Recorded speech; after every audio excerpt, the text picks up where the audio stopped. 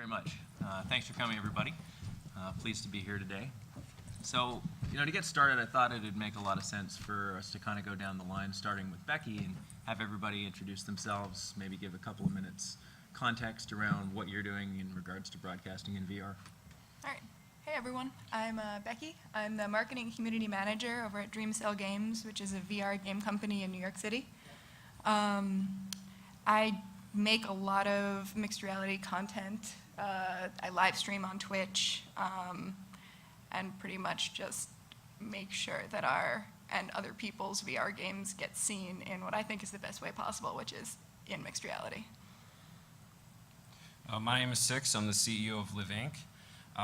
We build a full-stack mixed reality platform that is the software and the hardware to simplify the very complex process of doing Steam VR mixed reality.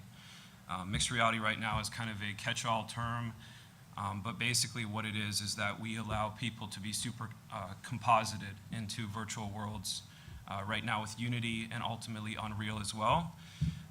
And this is a very complicated process that we have simplified and turned into a product.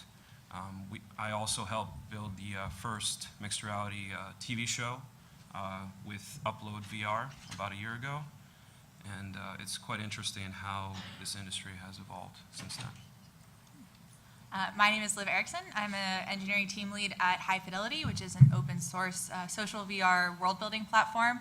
And we are approaching broadcasting in virtual reality with our own original content creation. So we have a series of shows that we do, which we live stream, that are produced inside of our high fidelity spaces and broadcast to Twitch and YouTube. And we're exploring different ways to create interesting and engaging experiences that people can consume, even if they're not inside of a VR headset with the people who are either acting or creating that content for the shows that we're producing, or but can also participate through more traditional live streaming means. Cool. And I'm Tarryn Williams. I'm the CEO and co-founder of Blueprint Reality. We're a software company based in Vancouver that builds both games as well as mixed reality compositing solutions. So similar to Cix, we have taken a look at what needs to be done to be able to create really easy, high quality mixed reality out of Unity and Steam. And so we've made that entire process, go from hours to minutes to set up and composite and things like that. Again, in the order of being able to put a person into a virtual scene. And so, we're here talking about, and that's called Mixcast, so that's available on Steam right now. We're talking about broadcasting. Broadcasting is, kind of a term that's been around for a long time. It's the idea of transmitting in some way or another a program, to TV traditionally, or the internet, more recently. And I think now we are at a place where I guess one of the things that goes on with VR is also, there's some other mediums potentially as well, even to, VR to VR or VR to AR. There's some, things there that could also be explored. And I just wanted to throw this up. You've probably, seen this from a number of different people at this show, and I think it's a really interesting. It was first published, I guess, first put forward, by a guy named Paul Milgram in 1994. The idea of, the continuum essentially between reality and virtuality.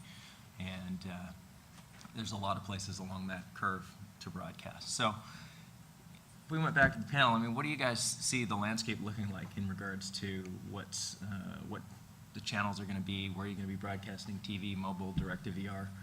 I don't know, Liv, you want to go first? Sure.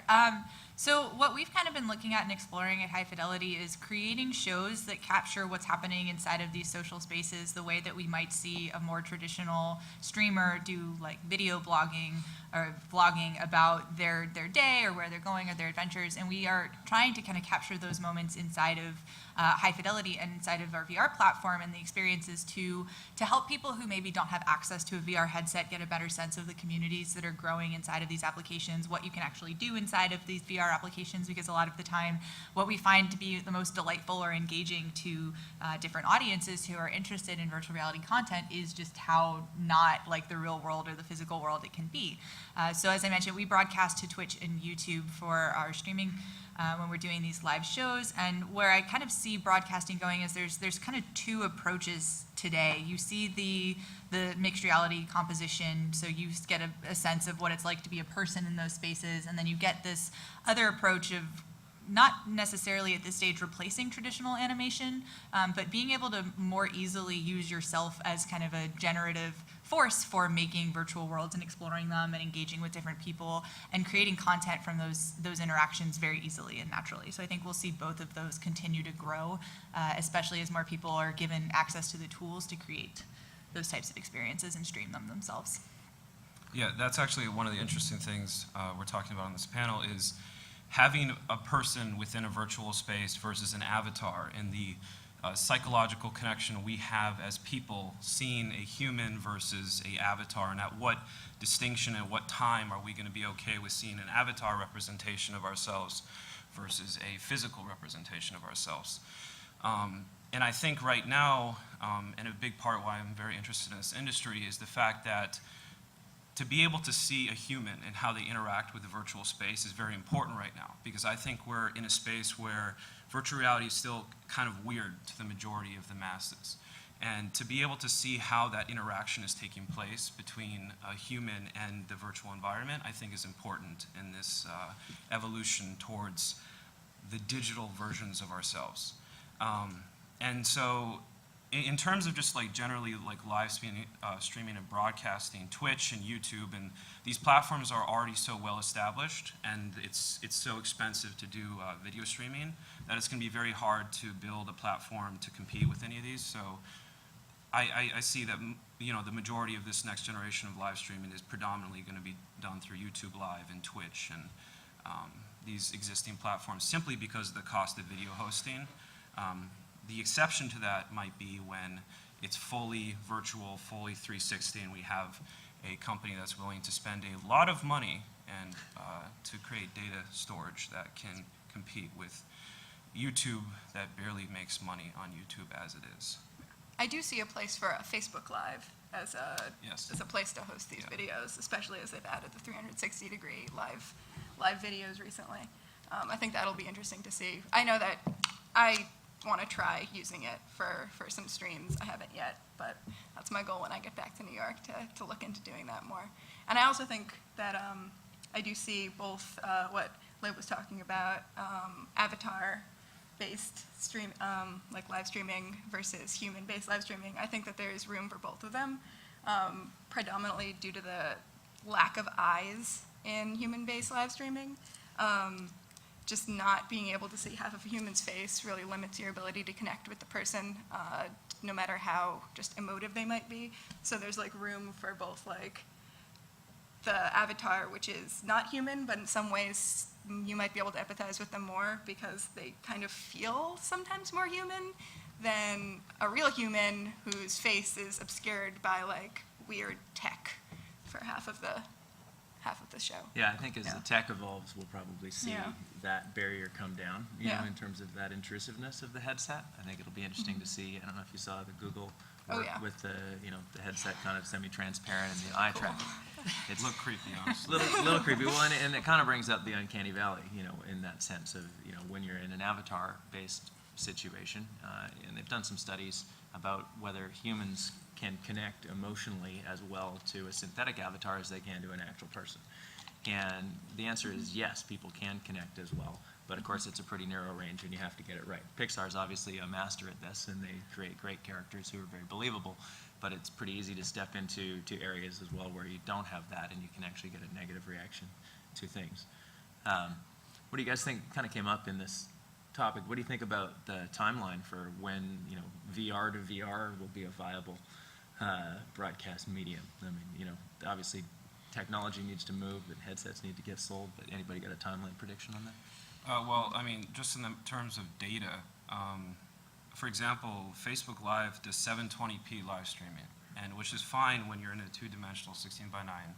But when you turn that into 360 degrees, I remember Robert Scull recently did a live stream. His face was like a pixel. So, you know, the amount of data that's needed to do that is huge, and it's also like a value proposition for these companies. Like, is it makes sense for us to allow this much data through our data centers and the cost of that? Because I mean, to have a proper VR 360-degree live stream is going to be like 4K to do even, you know, somewhat decent quality. So, Anyone else got a perspective on that? No? I think it's quite a long ways off, personally. I think we're going to be in the many years far future, really, before we get an audience big enough for the VR to VR to become large. I know there's some people working on it, but I think it'll be interesting. So given that probably for the next while our broadcasting from VR is most likely to be out to a two-dimensional screen of some sort, whether that be mobile or be a television, what are some of the challenges that you guys have encountered in actually being able to create content that, either on the technical side of creating it or in terms of creating content that is engaging to the audience? I think that viewers on a traditional live stream, they want to feel they want to feel like they're part of whatever's happening, even if they're just, sending messages to someone, or if they're using something more integrated into the system. Like I know Twitch has some developer APIs where you can write commands and it'll send that into whatever experiences you're observing. And I think that we've really only kind of started to see that in virtual spaces, but that's one way that you can start kind of engaging users. And I think keeping audience members engaged and feel like there's kind of a pipeline for them to enter into that experience and become kind of more immersed depending on what hardware they have access to, or even given like maybe at the time of day, like if you're on the train commuting and you're watching a VR broadcast from inside a social VR app and you're thinking, oh, that looks like so much fun. When I get home, I'm going to put my headset on and jump in.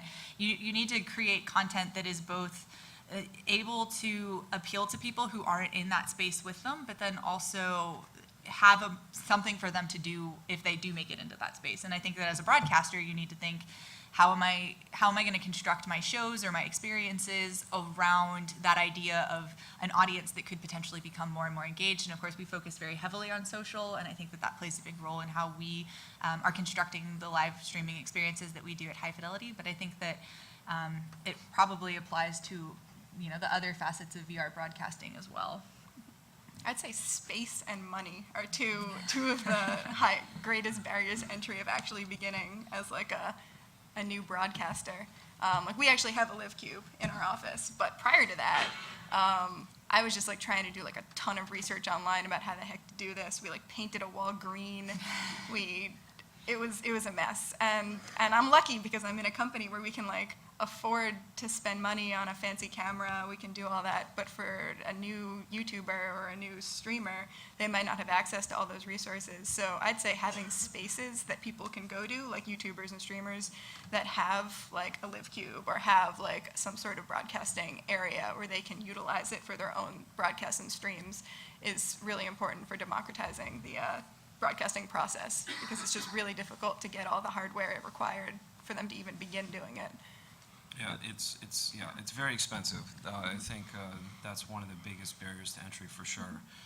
Also, just understanding, for example, I was on a TV show recently and I was helping a shoe brand explain mixed reality and how it worked, and it was not fun.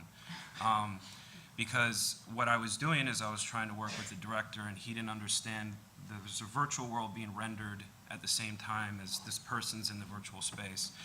And he wanted all these fixed angles, and I'm like, there's going to be a virtual object right in front of that person, and you won't be able to see them. Like, we need to move within that virtual space. And it's going to be interesting to see how these challenges are approached, because it's so many different challenges to understand how to do this. And then you also need to do things like move within the virtual space because it's being rendered. And if there's an apple in front of the camera virtually, you can't see the person, right? So, yeah, it's going to be a challenge for all these people to understand how to direct and cinematographers to how to move within virtual spaces that are being rendered in real time. Yeah, I think it's going to be cool. Yeah, I think that was, I mean, we created Mixcast, I think, to help try and address a lot of those problems of, being able to need space, need high-quality cameras. So we designed it to be able to use any webcam or anything off the shelf, and can actually even use it in a static way without needing to have a green screen. You can do background removal and things like that. But certainly it is a challenge doing that sort of thing. Yeah, I think also one thing that popped into my head is you were talking was about how it needs a team, really. It's hard as an individual to understand how to set everything up and to see how your broadcast is coming across when you're inside of a VR headset also as a performer. So just having a team that's supportive and understands the technology, like you were saying, and who can help you with that is, I think, also something that is a challenge to overcome. Totally.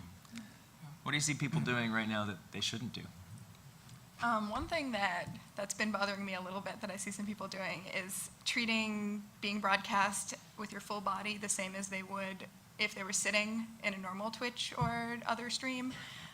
Like you really need to be emotive with your movements and really act and like be theatrical with your shows when you're a real person. And people can see your full body and how you interact with the world. And like, I know that was an issue for me at first, and whenever I have other people in my office jump into mixed reality, I have to start directing them like an actual director and be like, all right, now move over there, like lean down, smile more, like just be aggressive with your actions and emotions because people need to see that. So turning people into actors is probably one of the things that I think people should be doing a little bit more. Yeah, absolutely. I think this is theater. Where if you can't see subtle facial movements, and like when we're watching TV shows or movies, it's a lot about the subtleties. This is more about theater and being expressive, and like one of the things we're definitely the most bullish on is the future of esports, and we see that mixed reality is a perfect way to demonstrate that. For the first time, we'll have the physical and the gaming, and we'll be able to combine that together and create something kind of like Tron maybe.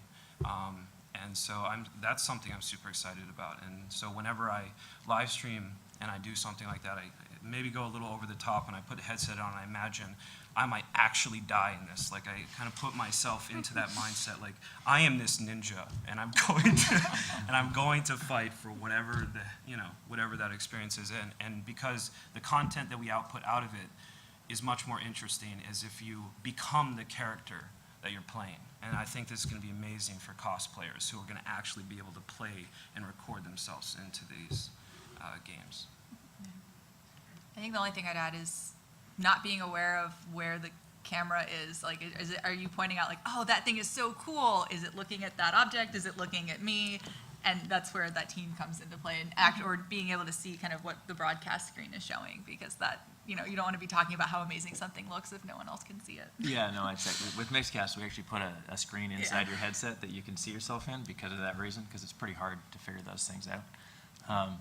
So one of the things that you've mentioned is you guys are broadcasting with avatars. Now I know, VR in general, I think has trouble conveying to a watcher on a 2D screen that it actually is a VR product, and I think that's one thing that if you use a human, you put them in a mixed reality, it's quite evident and able to, be understood by the viewer. And I know, if you think about us, how do we grow the industry? It's been quite difficult in some ways because you kind of have to get people into VR for them to get that experience. So what are you guys doing in particular to, try and make sure that people watching your streams can understand that it is VR? Yeah. So there's a couple of things that we make sure that we do in our shows to kind of convey that, because we do have people who think, oh, it's pre-recorded, or it's, it's not live, they're just animated characters. One is we like to talk about the tech that the people who are in the live stream are using a lot. So they're explaining, oh, yeah, that's part of the show's content. Oh yeah, we're using the Vive trackers, and we have one on each wrist and one on our feet. But we also have a studio audience, so people can have their avatar and come into high fidelity and sit in the studio audience and watch it as it's going on. So there's kind of going back to the first kind of question, there's a direct pathway for someone watching the live stream to be like, oh, I could actually just go click on this link to download Hi-Fi and jump in and be a part of the show. And maybe if they're a 3D artist, we've had 3D artists who will join the show and say like, hey, I have this cool model, you can use this because we see you're decorating your virtual apartment. And having that to kind of make it as clear as possible, given that you're kind of watching this 2D screen. And if you're not familiar with VR, with kind of what's going on, you're like, is this like a cartoon show? Is what's happening? And we also try to make sure that we are, streaming in those comments and making sure that the broadcasters are responding to the chat that's going on and being able to communicate with the people who are watching the live stream and integrating that in. So one of our shows that we stream on Wednesdays has a subscriber wall, and they'll talk to the subscribers, and every time they get a new subscriber, they'll put their names up on the wall in this virtual space so they know that that's happening in real time. There's a throne, a chair of glory for whoever comes in from the YouTube stream and like jumps in to join as an avatar. They get to sit in the live audience inside of that VR space. So for those types of shows, the audience is very much an active participant, and we try to bring in people that way. Cool. So for you guys that are doing mixed reality, I think there's a challenge, I guess, if you don't have a game where you can actually have lots of people come in and sit in your studio audience in VR. Have you got any thoughts on how best to, try and convey that sense of presence to an audience in 2D? So one of the things we've been doing is we've been testing essentially the cinematographer, the person holding the camera, also being able to have a dialogue with the person inside. It's a little bit of a technical challenge, but that kind of adds a level of personality to the live streams. And then they're also outside, so they're able to see how the chat is going, what people are saying, how to converse that to the person inside the headset. Because one of the problems is you're in VR, you're kind of gone. People are calling you, you have no idea what's going on, you don't even know what time it is.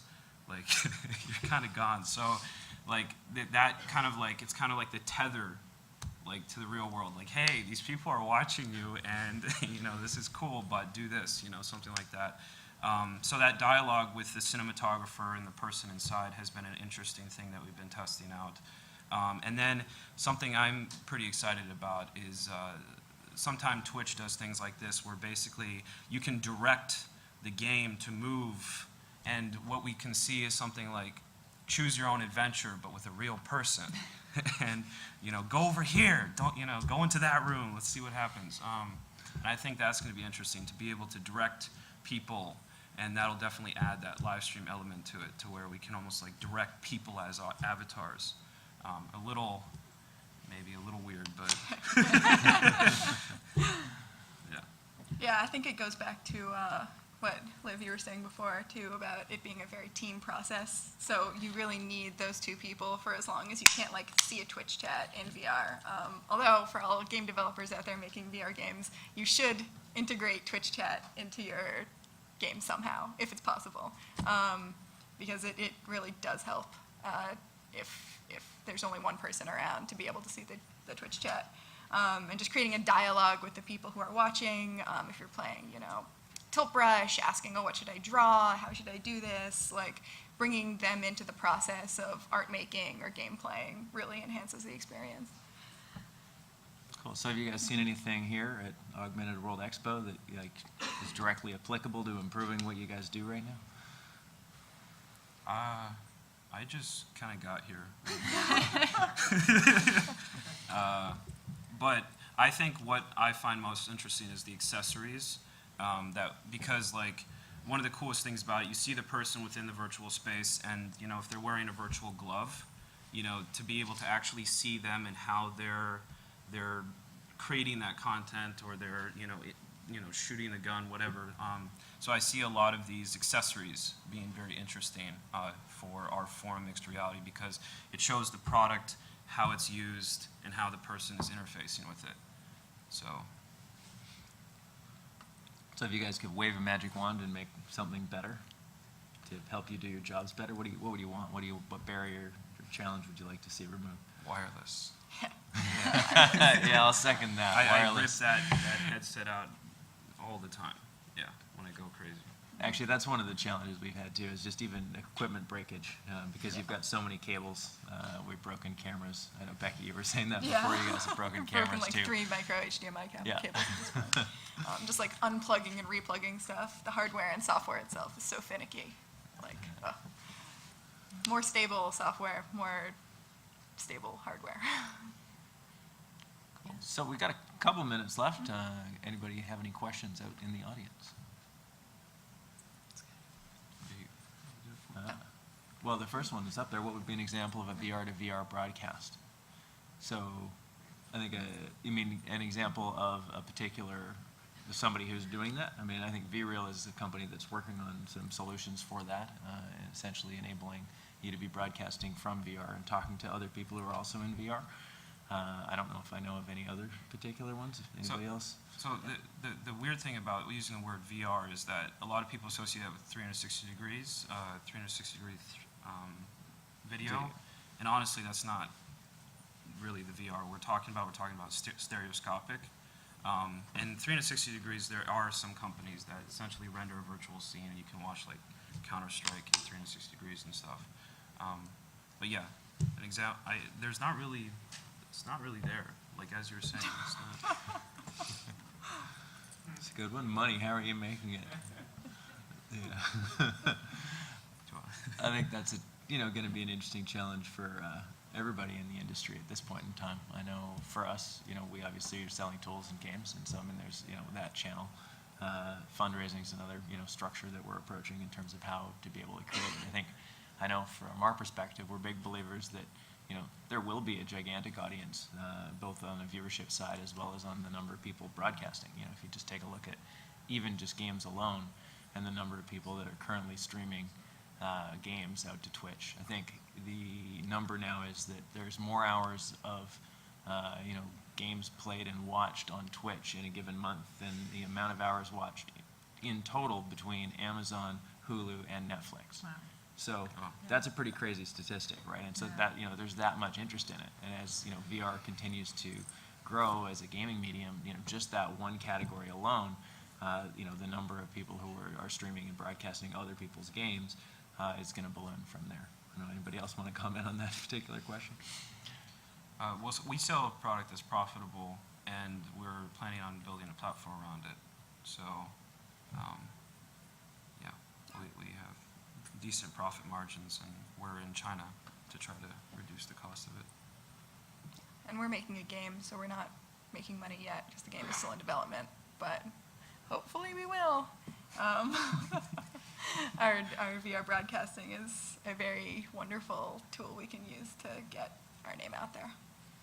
Yeah, I'm not sure if the question was around how a broadcaster might make money or how we individually are making money.